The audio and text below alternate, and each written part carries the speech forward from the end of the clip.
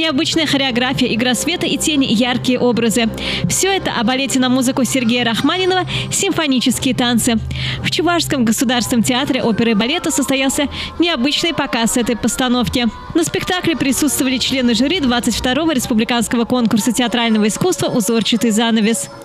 Члену жюри очень порадовало то, что наряду с классическими постановками, которые также неоднократно выставлялись на конкурс, балетная труппа театра обращается к современной хореографии, не боится экспериментировать, ищет свежие оригинальные формы самовыражения и подачи материала, стараясь говорить со зрителем на одном языке, будь то неоклассика или модерн. Все подсказывает сама музыка, живая и динамичная, говорит руководитель балетной труппы театра, балетмейстер-постановщик спектакля Данил Салимбаев. Рахманинов, он лучший представитель русской школы музыкальной, да?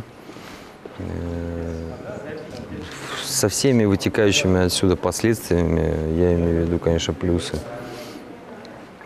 Она очень выразительная, в каких-то местах очень лиричная, в каких-то местах очень жесткая, необычный музыкальный материал.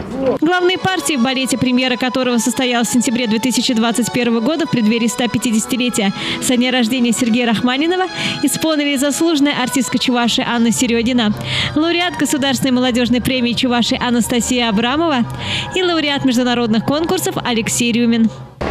Очень сложно уложить в слова такие вещи, которые происходят в абстрактной хореографии.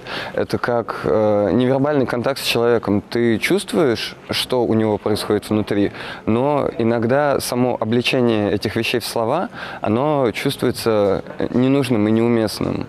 Это очень такие глубокие вещи, которые происходят в музыке Рахманинова, которые ты чувствуешь, и для которых не всегда хочется находить слова. Ты просто как бы испытываешь их глубоко внутри, и ты чувствуешь, что даже если автор не хотел сам лично конкретно тебе это сказать, как слушателю, то ты, как слушатель, можешь эти вещи там увидеть, услышать и прочувствовать.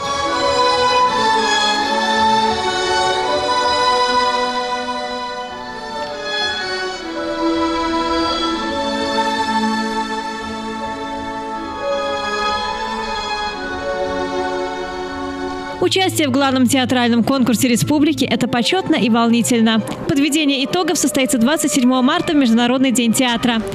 А те, кто пока не успел посмотреть постановку, смогут это сделать 16 апреля в рамках Международного балетного фестиваля.